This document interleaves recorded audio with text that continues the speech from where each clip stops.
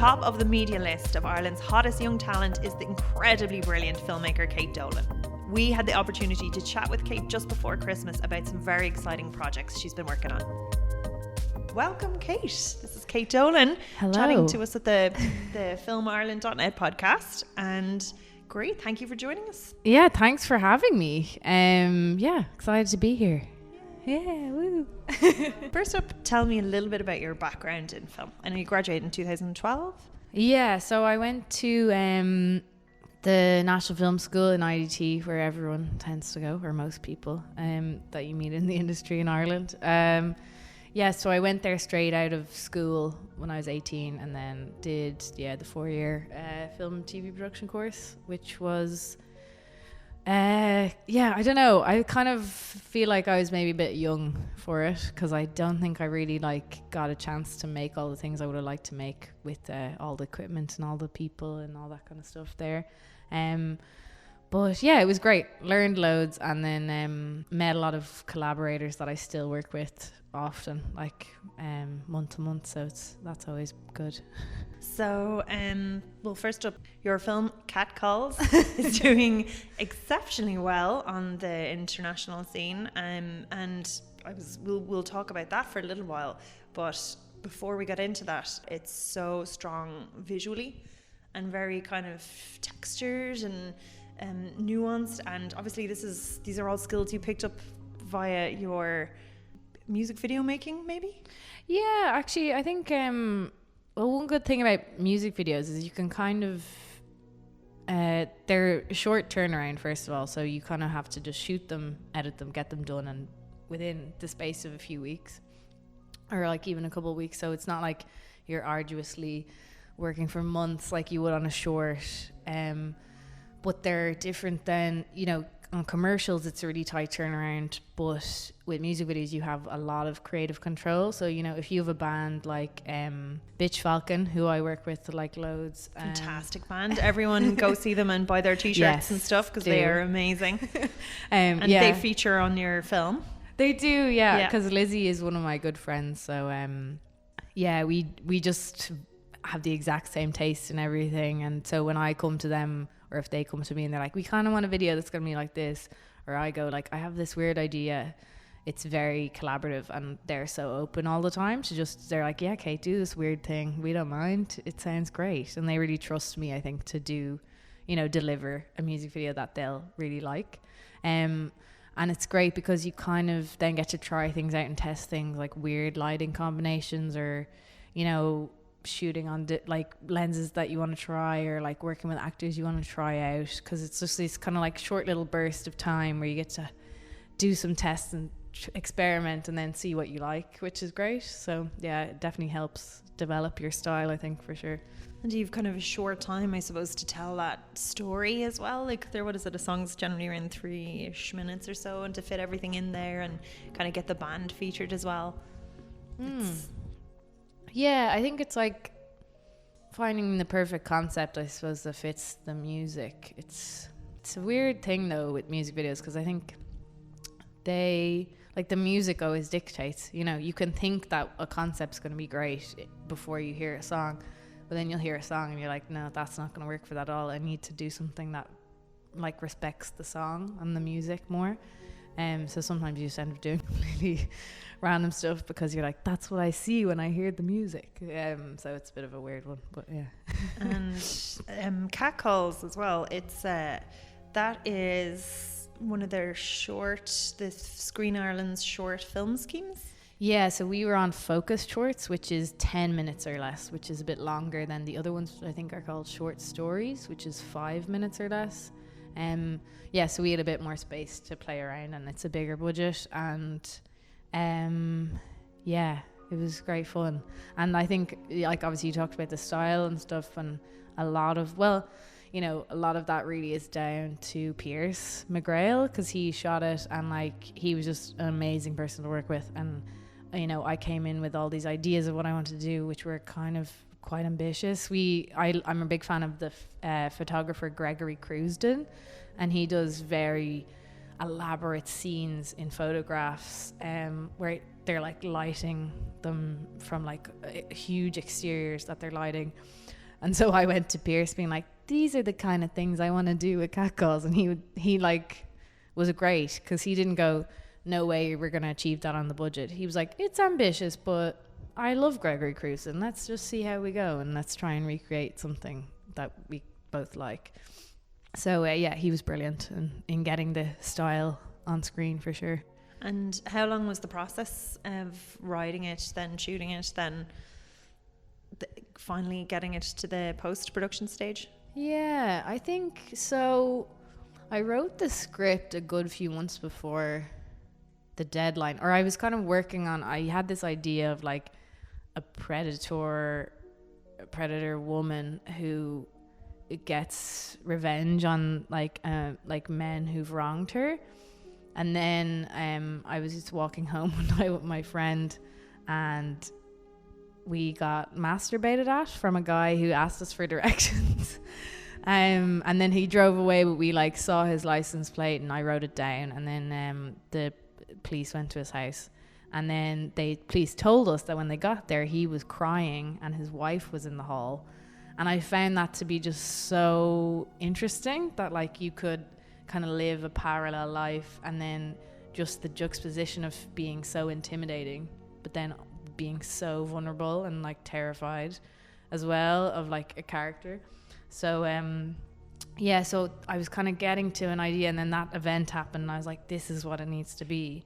So then I wrote this like weird monster movie, and yeah, then the deadline was coming up. It was lucky, and then it was actually mad, because like the day of the deadline of getting the application in, we actually like put it in 10 minutes late. And I was like, oh, because I was on 3 projects that were getting submitted that day, and I was like, oh, that's the one that they're definitely not going to pick. And then that's the one that we got asked for an interview for a few months later. So we submitted it like earlier in the year, and then we had our interview in November, and then we heard like a week later that we got the money, and we shot in April, I think I'm going to say. And then we delivered final cut, I think, in the end of July, maybe, or August. So you touched on a couple of things there. We were saying you weren't expecting it to go through, but actually it's very, very, very timely. Definitely with Me Too, and there's a lot of spotlight on male predatory behaviour and how people are less accepting of it. So how do you feel it's been received so far? Well, the funny thing, because people always said that to me after, so we premiered at the Cork Film Festival in November 2017, and that was literally just the same month that all the first Me Too stuff came out. So the whole time that we were in production, post-production, pre-production, that wasn't really a thing. Do you know what I mean? And it wasn't really, people were talking about it a bit, but like it definitely, like we just happened to have our premiere the month that like this whole thing happened.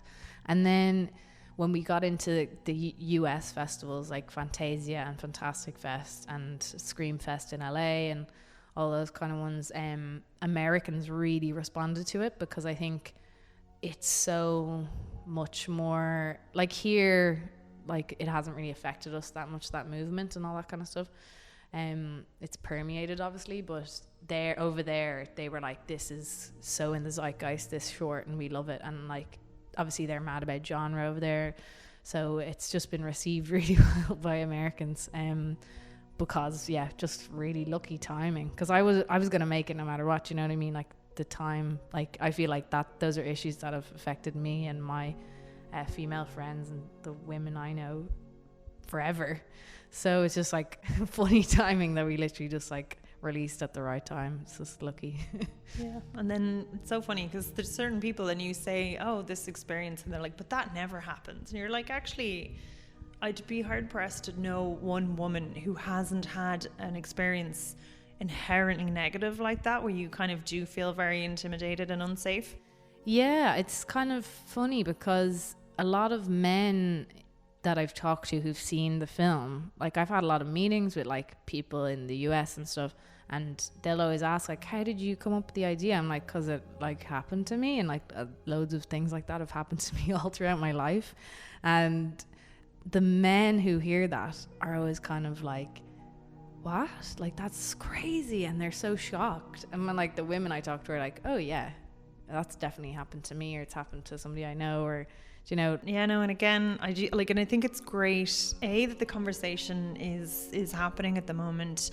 B, just good films highlighting maybe things that people, like your film, I know there was like a great film, Terminal, and things like women's stories now, there does seem to be a lot more of a focus, because I just think for a long time, and I mean the stats aren't great, and with regards male female parity with things that are coming forward, and there's definitely still like a substantial gender imbalance that is there, but it does seem to sort of be shifting in terms of especially directors, female writers and things, and that just, at the moment, you now have this excellent scheme that you were successful in.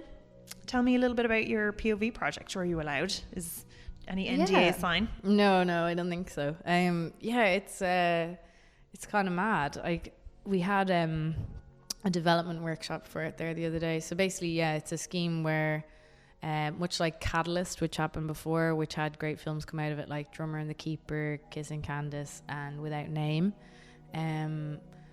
This is the new version of that scheme, essentially, but it's like they've changed how it works a little bit, I think, to ensure the projects are better supported and the scripts are kind of developed within it as well, because those films went in with full scripts, where we, at our application stage, we just went in with a treatment and then a lookbook and stuff like that. So 6 projects were chosen in March 2019. 3 of those 6 are chosen to then go into production. So then the film board give you $400K per project, which is pretty cool. So yeah, just currently trying to get the draft written to deliver in January. No pressure. Yeah. You have a stressful Christmas then. It's like having college projects again, where you're like, why is everything due in January? Like, it'd be better if it was like December 20th. It's a good day for things to be due in, so you're done for Christmas. You'd come on running. Yeah. But how are you finding the process? Have you kind of worked with script editors and things like that before? Not really, no. So they paired us with a script editor on this scheme, which is cool. The script editor they paired me with is somebody who was my mentor on this short film script station I did in 2014 at Berlinale Talents. So brilliant. Yeah, blast from the past. We got paired and we were like, oh cool, nice to see you again. So she's great. That's Anna Seifert Speck is her name. She's UK based script editor. So I had a Skype meeting with her the other day, and now we're meeting next week in person. She's flying over to go through, kind of to get the bones of the first draft done, because with horror, like, this is a horror project as well, so it's called You Are Not My Mother, and horror kind of, I suppose, as opposed to a drama, it has more clear beats maybe in terms of what happens when. So I find them sometimes easier to make the structure work, because you kind of know where you need to go next, and it's just filling in the gaps then. Yeah. So right now we're just doing work on like getting the theme nailed down and like what we want to say and where the characters are going, and then the other stuff will hopefully just fall into place. And do you have many feature scripts? Have you finished many before this? Yeah, I have another project in development with Fastnet, which is called Silent Caller, and that I just finished kind of a second draft of that with them about a month ago. So yeah, I mean, I'm kind of still new to the feature thing, but are you on to direct that, or are you going in just as a writer? Essentially. Great. The hope is that I will direct. Well, I guess we'll just see how it goes. It's early days, because like we're still kind of in early development and getting things sorted out. But yeah, the feature thing, I guess you kind of, it's hard. It's kind of, I compared it to, with shorts, you kind of know you're delivering a little kind of punchline and that's it, and you're done, and you can, or you develop, like you're doing kind of a really great scene in a film. Like Catcalls, to me, I feel like that's like the teaser of a feature. Do you know what I mean? And that's kind of makes sense in my head. But I guess with features, I find myself, I'm just get so bogged down in detail that it's like you're doing a giant painting and then you're like focusing on this tiny bit. and then you like sit back and look at the whole thing and you're like, oh no now that bit doesn't make sense because I've done this bit. And like, so that kind of, I'm still kind of learning, just making sure you're getting that overarching whole thing working, which is kind of tricky sometimes. That's what the script editor is there to help with. Exactly, yeah. It's good to have that support as well, because it's constant deadlines all the way through, rather than, I think, if you're working by yourself, sometimes you can be like, or get too stuck with one thing. So it's really cool, and it's great that you have a relationship with her as well. So that seems like a nice thing. How many of the POV are going to make it through in the end? So it's 6 currently are in development now, and then 3 get made based on the draft you deliver in March. Perfect. Excellent. And have you kind of given thoughts to casting or anything like that? Are you getting loads of emails now going, this is my show reel? Sometimes, yeah, actually. I don't know, like the lead in our film is like a 15-year-old girl. So the story is it's basically about a young girl who's a bit of an oddball and outcast, and her mother, she lives with her mother and her grandmother, but she still she feels kind of isolated within the family even. But then one day her mum goes missing, and when she comes back a week later, this daughter, the main character, she's convinced that her mother's been replaced by something else, because she's like, that's not her. But then everyone's like, no, she's just suffering from depression, that's why she's acting strangely. And then it's like kind of unveiling the supernatural elements throughout. So then it's like, oh, she isn't herself, and that's where it goes. But I love it. It's like a reversal on the Irish changeling, where a person's child is being replaced, but it's the mother, because there is something very close about the mum-daughter bond as well. What was your last film was very clear where your inspiration came from. What about this? So this one, so my own mum, she like had she suffered from depression at different times of my life, and I think it's at its core really the themes about kind of your fear of losing a parent, and kind of the moment when you realize that they're not infallible and they're not going to be around forever, and then you kind of see a different side of them, and you reach a certain age in your teens and you kind of see them, the cracks a little bit more, that they're not this like super strong person who can do anything. They're kind of just humans, and that's scary. So it's really about that, and just living with mental illness, and like how people talk about it and that kind of stuff as well. Interesting. Was that again something that is very, very timely? So you were very good at like doing all your development and things that are very zeitgeisty, and then they just kind of break, because at the moment, especially in Ireland, like that's a huge discussion. Yeah, I think it's funny because we were chatting around it a little bit at the development workshop we did the other day, and everybody was like, oh yeah, in my family, like there's big secrets kept about mental illness and that kind of stuff, and people are afraid to talk about it and afraid to kind of address it. And I found that really interesting. But I mean, like, I feel like there's loads of horror movies that kind of touch on those topics in an interesting way. Horror has a way of always kind of like sneaking in the big scary themes that you don't want to see in a drama, that you can kind of then watch and still be entertained and still be excited by it, but you're kind of somebody described it as hiding the vitamins in the ice cream to me recently. Oh, that's a great description. They were like, that's what you like to do. I was like, that's exactly what I love doing. And what's your own influences then? What are your kind of films that you love, that you would like to get, like, that are a little, your own stuff is a little nod to, if that makes sense? Yeah, I don't know. Like, I find it really hard when people ask me that, because I think, when you're in film school, you kind of have to pretend that you like more art house movies, maybe.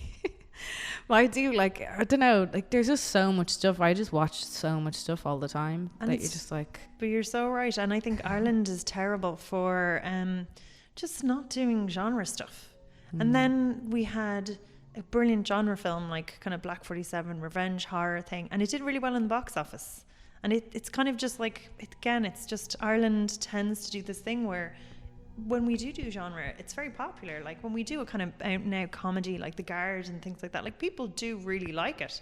But for some reason, it doesn't hold the sort of gravitas, if that makes sense. Yeah, well, that was a big thing in film school. They told me basically I wanted to do a kind of horror grad film, and they were like, no, you're not going to get into the like prestigious festivals. You're not going to like be able to do, you know, get into Galway and all that kind of stuff. And I was like, okay. And at the time, I think I was kind of young, and that's what I wanted. I thought that's what I wanted. I was like, oh yeah, I want to like get into Sundance someday.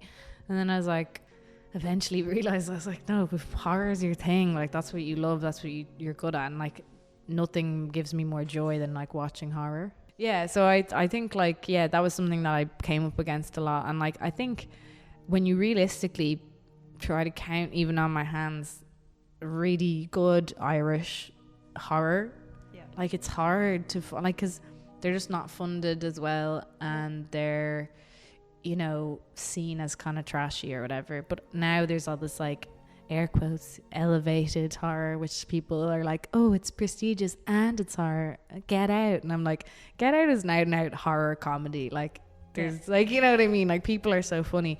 It's like, oh, I like this thing, so I'm gonna pretend it's more fancy than it is. And it's like, because it has a social message. Yeah. So yeah, no, definitely. And I think as well, like horror is one of those things where there's a market for it. Like people love it, and you can have a niche horror film and they will go to festivals. Yeah, it's funny because I went to like I'm always been a horror nut. Like I literally watch every horror movie that I can find on Netflix, everything. And me and my friends, like, and I think when I went to Fantastic Fest, it was like, oh, this is where I'm meant to be. Yeah. I just love this because I just watched like 20 movies that week because they play movies constantly all day long in one theater, and I just like had the time of my life. And I was like, yeah, I feel like when you go to, because I've gone to like Berlinale, I've gone to like LFF and like more prestigious festivals, and you know, sometimes when you talk to people there, you feel like there's a hierarchy of like, I'm more, you know, established than you, and like it's kind of this snobbery sometimes of like, this film's like amazing, this film's not, and blah blah. But like when you go to somewhere like Fantastic Fest, everyone's just like, I love that movie, and like everyone's just like geeking out about horror movies, and it doesn't matter who you are, like on a scale of like, you know, somebody working in James Wan's company in LA, or somebody who like came from, you know, Helsinki to like with their short. Everyone's just like, I love that movie, why did we love it? And we're just like having a great chat about it, and you're just like, this is great, you know. Yeah, it's just like fun and enjoyable. But yeah, definitely. And really, I think it's nice to celebrate things that are just enjoyable. Yeah, yeah. I mean, like, I'm glad I learned that now rather than later in life, because now I'm like, yeah, I don't really care. I'm going to make a film that I'm enjoying making, and it's fun, and it's like audiences love it. And then that's all that really matters to me. Do you know what I mean? Like, I don't really care if I win a prize at like something. Do you know what I mean? Yeah. It's just a silly way to go about filmmaking, I think. Because there is such a, but I mean, there is like even just your catcalls. Like it's something just very, very satisfying about that film. Like it's just like and you can tell like it just kind of is angry. It's annoyed at these men behaving in this specific way, and you capture them very well. Like there's lads at the end. I'm not going to say any more or anything like that in case people do get to catch it. But it's just very satisfying. Like, and it's a very kind of and great performances by the two female leads as well. Like they're in it for so little, but they're really intense. Yeah, they're great. Like all the cast are great. I loved working with them all, and they're just like so, you know, I just love in an audition when you meet somebody and they're just no kind of airs or graces about them, and they just like you know, just sound, do you know, and you just like get along straight away, and then you can ask them to do things or you know, do certain things, and they'll just be up for it, and they just want to make a film that they think is good too. So yeah, they were all fab. I love all the guys in Catcalls for sure. Brilliant. Yeah. So for your next feature, have you thought about, like, is there anything that you learned from your shooting of Catcalls that you're going to use in this? Yeah, I think like luckily I think Catcalls was a great experience to have because it actually injected me with a lot more confidence. I think going into Catcalls, because I'd never worked on, like I'd done a few ads that were bigger budget, but this was kind of my first creative project that had a big budget from the film board, and I was so nervous the first day. Like there was like 60 crew members there, and I was kind of going, this is way too many people, I'm freaking out. And you have a moment where you're like, I'll just drive away. But I think it just really taught me that if you're working with good people, for example, like Pierce, I was like initially a bit kind of like, he's amazing, I'm scared of him a little bit, but he was just so nice and so helpful and accommodating. And he would just be like, very quietly would be like, Kate, I think if we get the shot from here, it might cut in better with this one that you've just like we've just done. And like very quietly, not undermining, not like kind of being rude, never feeling like making me feel like inadequate. And that was so nice. So I think just finding people to work with that support you in that way is so important. And just like getting to know somebody before you kind of make a plunge to like make a film with them, because you just need kind of people on your team who really want to make the best thing and like treat you with respect as well. Because I think as a kind of young looking woman who's like 5'5", it can be sometimes hard as well to like demand that attention from like your crew and that kind of thing. So yeah, I think it definitely filled me with confidence to be like, oh, I can do this, and I know that I can do this. And so just carry that into the feature for sure. And how are you at the kind of networking salesy thing? So your producer that you worked with on Catcalls, is that the same as in POV? No, so POV will be with Fantastic Films, and so Deirdre Levins is producing. So she's done some shorts, but this is going to be her first feature. But she works kind of as an associate producer on like a lot of the feature projects that they do in Fantastic, but she works more behind the scenes, kind of doing the admin-y stuff for it. So this is going to be her first like big thing that she's doing herself, which is really exciting. So she knows a lot about the genre world and sales because she's kind of been there with a lot of features that they've done already, which is really good for me. Yeah. Excellent.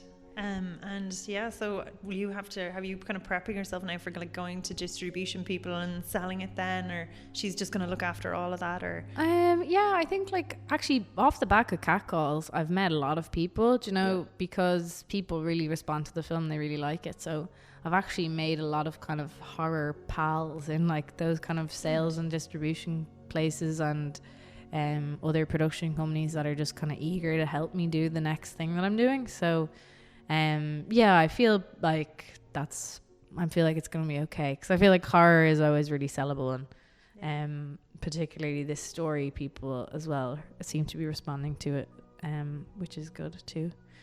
Yeah. And is there any kind of stories at the moment that you're like, oh, I'd love to tell that as well, but I'm kind of doing these now for the next while all my creative energy is gone? Do you ever? Yeah, I don't know, like there's like always so much stuff. I have a few other one-pager ideas that like I really want to kind of like get it in developing as well, but obviously your brain can only go so far at one time. But I recently got representation in America with a manager there in LA, so he's kind of been setting me up with lots of meetings, and I've been asked this by lots of people all the time, being like, is there any kind of like short stories or graphic novels that you really love? I've always loved Ray Bradbury's Halloween Tree. It's like a book that it's kind of like a kid's book almost, but it's about Halloween, and it's got different traditions in Halloween. They did an animated version of it in like the 90s, I think, which I was obsessed with as a kid, and I watched it all the time. But it's just about a boy who gets taken away because he's having appendicitis on Halloween night, and his 4 friends have to kind of like get his soul back because it gets taken away in a pumpkin. And then they kind of traveled through different time periods, like ancient Egypt and Samhain in like pagan times, and they like learn about Halloween. It's like a lovely movie, but I've always like loved that. So but another thing, actually, when I was a teenager, I always wanted to remake It, because It was my favorite book. No, but you were stoned then. You're like, but you can do the next one. You maybe can do that one. So in like 20 years. Get your big budget feature, but like low budget you know, and you get your 4 million feature, and then they'll give you the kind of remake where it's all women and it's like a female clown. Yeah, that'd be great. Yeah. Yeah, so that was a bit of a sting when that was coming out. I was like, that was always my dream to remake it, but they did a great job. So, and I loved the one that they did, so it's really good. But yeah, there's loads of Stephen King books that, because I was obsessed with Stephen King when I was a kid, and like there's loads of stories there that were made kind of in the 90s as TV specials, but then I feel like there's such rich content, and Stephen King's having this whole, like, everyone's obsessed with Stephen King stuff now as well. So I don't know, we'll see. I've started watching Haunting of Hill House lately, and I'm like obsessed with it. I have heard that's amazing. That's on my to watch list. It goes House of Cards and then that. They're my two things that I'm going to watch. It's so good. It's really enjoyable. And there's one episode that you're just like, I was reading about how Mike Flanagan did it on Twitter today, and he's just like, it's kind of all done in one shot, a full episode, which is like 53 minutes long, and you're just like, holy shit, how did you do that? It's amazing. It's so good. But yeah, and I think horror TV is having such a renaissance, I suppose, in a way, like Chilling Adventures of Sabrina and like Haunting of Hill House and like all these kind of things. An American Horror Story. Yeah, I mean, like that's been around a few years, but it's more popular now, maybe a little bit. So that kind of genre TV as well is something that I'd love to I also dip think it's into. so hard to sustain. Like, I mean, the thing about a horror film is it's perfect for the amount of scares that you get, and then the cam, and then the emotional involvement, and then more scares. But then when a TV, like, you really have to get creative. Yeah. So that's what you do. You have that as like your feature film would be your calling card, and then you'll have your Netflix pitch. Yeah. I'll get a few in my back pocket for when I have to do that. Yeah. But yeah, like it is very hard to kind of sustain them, and it's interesting to see the creative ways, because it's kind of something that if everyone watches it, it's hard to keep doing it. If that makes sense. Yeah, I mean, like, because horror, even to innovate in horror with scares and how to scare people is always really tricky. And you often end up just kind of referencing old horror movies from like the 40s or something to try and like create new scares that haven't been seen in like maybe so many years or whatever. Yeah, it's hard, but it's fun as well. And actually, just going back to that, your monster was brilliant in Catcalls. Oh, thanks. How what was that? So that was all special effects or all visual effects? We had we had our actress Cheska, the blonde hair, she's just such a cool person. I was basically like, do you want to be a cat person? She was like, I've never wanted anything more than to be a cat person. So I was like, perfect, because she has 2 cats and I have 2 cats, so we're like always talking about cats. But she was like, yes, let's do it. And I was like, cool. So we got her a bodysuit. We originally kind of wanted the bodysuit to be incorporating more cat features, but we just didn't have enough time and enough money to kind of pull that off. So we got a great prosthetics guy called Vincent Lamb, who works on like Penny Dreadful and stuff like that. He made ears, and he made a spine, and he made 1 claw, because we couldn't even afford one.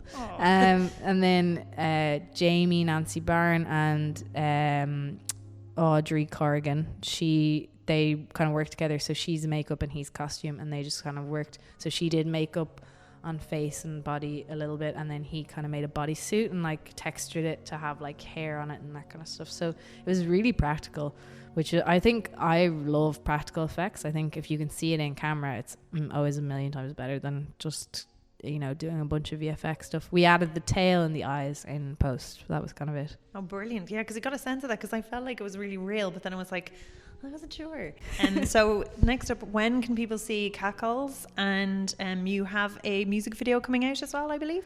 Yeah, so Catcalls is currently, I'm talking to a couple of different people, because our time limit from the film board, they have kind of a say of when you can put stuff online if it's made through them. So I think that's up in November. So there's a couple of places like online shorts channels and stuff that are looking for Catcalls. So hopefully in like the new year, it'll be online and accessible for all, which will be fun. And then, yeah, I'm currently working on a music video for Pillow Queens, which are another cool band of like 4 women who are really badass and fun, and you should listen to them. Yeah, so a song of theirs called Gay Girls. I'm doing a music video about 4 communion girls who kind of run amok on their communion day and leave their homes and run away. Love it. Yeah, it's good fun. So that should be coming out in the next, like, I don't know, later after this podcast. But that's amazing. Thank you so much for chatting to us. Cool. No and problem. Everyone keep an eye out for catcalls. It's so satisfying. You love it. And make sure to check. Hopefully in the link we'll have a link for Pillow Queens. Yeah, and listen to them on Spotify and Bitch Falcon too. Yes, awesome. Definitely to Bitch Falcon. We'll actually the Film Ireland editing team will be at that gig and we'll all see you there. Oh great, yeah, deadly, brilliant. Thanks. Okay.